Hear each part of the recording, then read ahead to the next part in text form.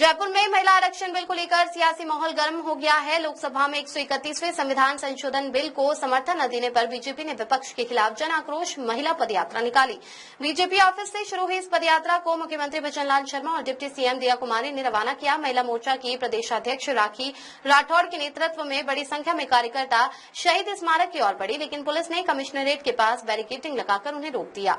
इस दौरान बीजेपी नेता अलका मुंदड़ा ने कांग्रेस पर गंभीर आरोप लगाए, जबकि सीएम भजनलाल शर्मा ने कहा कि विपक्ष ने महिलाओं के अधिकारों के साथ अन्याय किया है और इस फैसले ने ऐतिहासिक मौके को काला अध्याय बना दिया है। डिप्टी सीएम दिया कुमारी ने भी विपक्ष पर तीखा हमला करते हुए कहा कि महिलाओं का हक छीना गया है।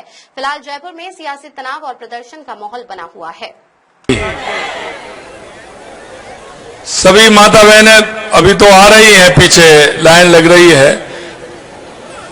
सभी से मेरा आग्रह है कि दोनों हाथ ऊपर उठाएं, दोनों हाथ पीछे तक, दोनों हाथ उठाएं और जोर से बोले भारत माता की, भारत माता की, मातृ शक्ति की, आप सभी की। आज के इस महिला जन आक्रोश पदयात्रा में, इस कार्यक्रम में उपस्थित कैबिनेट में मेरी साथी उप मुख्यमंत्री श्रीमती दिया कुमारी जी,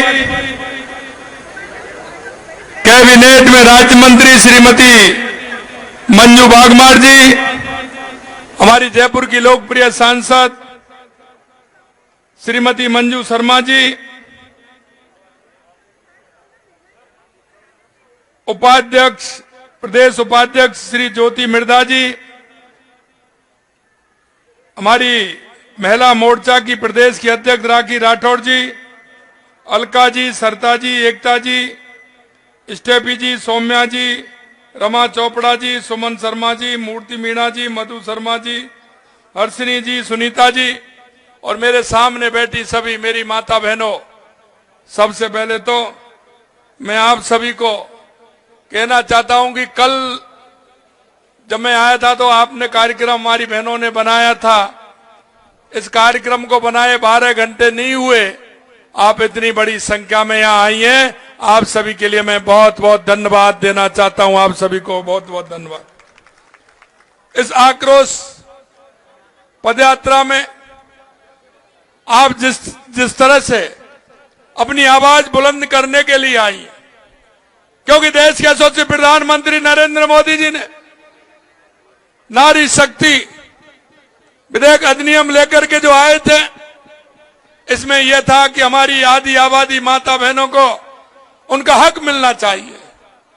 उन्होंने संसद में भी कहा कि हमारी माता बहनों का अधिकार है, यह मिलना चाहिए।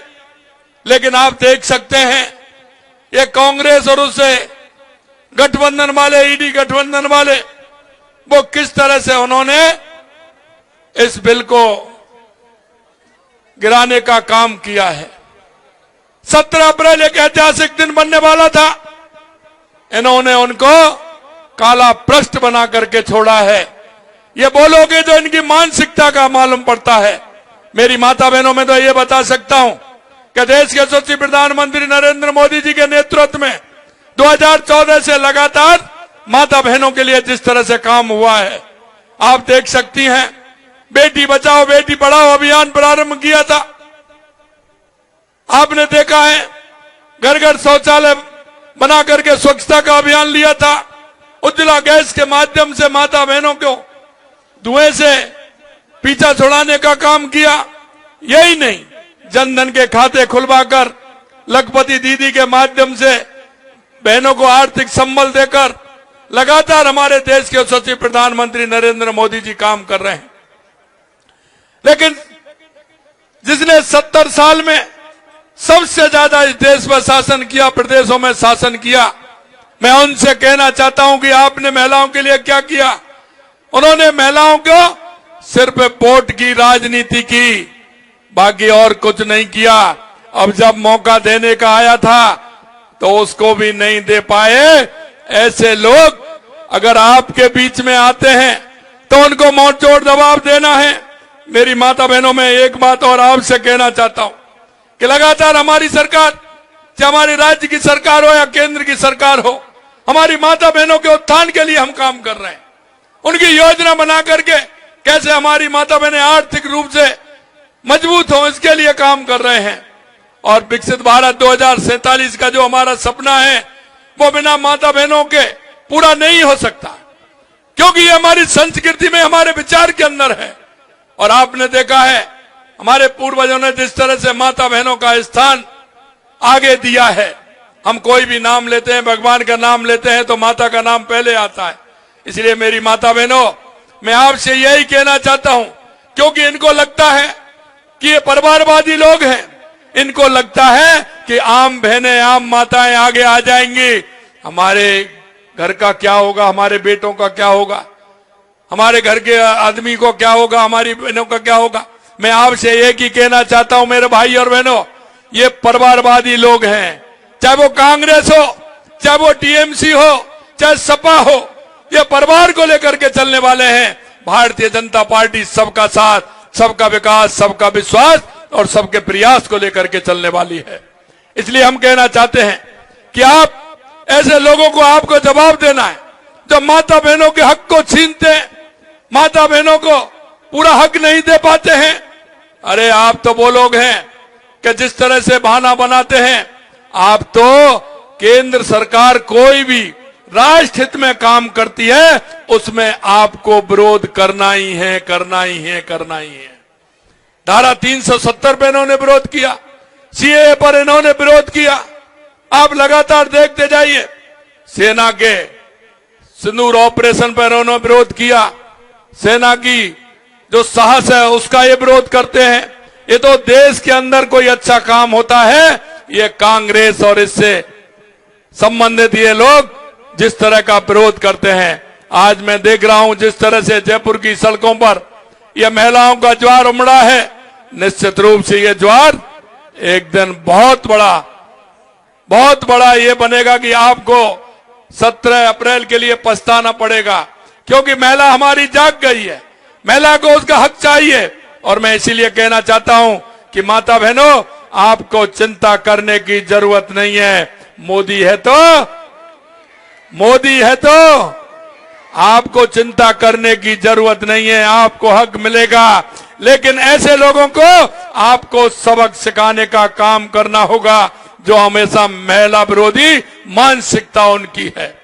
मेरी माता बहनों, मैं अंत में इतना आपसे कहूंगा कि लगातार हमारी सरकार आपके लिए, महिलाओं के लिए काम कर रही है। नारी शक्ति बंधन अधिनियम को हमने संसद के अंदर रखा, लेकिन इन्होंने जिस तरह के क्वेश्चन किए, हमारे गृह मंत्री जी ने एक एक क्वेश्चन का इनको उत्तर भी दिया। इनसे कहा कि कोई भी ओबीसी का या कोई भी दक्षिण में सीट कम होने का कोई मतलब नहीं है, और एक एक इनको बताया। लेकिन मैं तो ये कहावत है उनकी तो कि सारी चीजें बता दीजिए, लेकिन मैं तो वो ही काम करेंगे। इनको तो महिला का विरोध करना था और इन्होंने बता दिया कि इनकी मानसिकता कितनी दूषित है, और ये दूषित मानसिकता के साथ इन्होंने काम किया है। मेरी बहनों, आपको चिंता करने की जरूरत नहीं है, आपकी ताकत की आवश्यकता है। ये देश की आधी आबादी है, ये निश्चित रूप से अपना हक लेकर के रहेगी। और माननीय यशस्वी प्रधानमंत्री नरेंद्र मोदी जी हमारी माता बहनों को हक दे करके रहेंगे। आपको यह जरूर मैं बताना चाहता हूं, लेकिन आपको अपना परिश्रम बढ़ाना होगा, ऐसे लोगों को बेनकाब करना होगा और इनसे जवाब मांगना होगा कि माता बहनों का हक ये क्यों नहीं देना चाहते हैं। मैं अंत में इतना ही कहूंगा कि आज आप इतनी बड़ी संख्या में आई हैं, मैं आपको बहुत बहुत धन्यवाद देना चाहता हूं। आपका ये आक्रोश आने वाले समय में एक ज्वाला बन के रहेगा और ऐसे लोगों को नकाब उतारेगा जो महिला मानसिकता के विरोधी हैं। आप इतनी बड़ी संख्या में आई हैं, आप सभी को बहुत बहुत धन्यवाद। जय हिंद।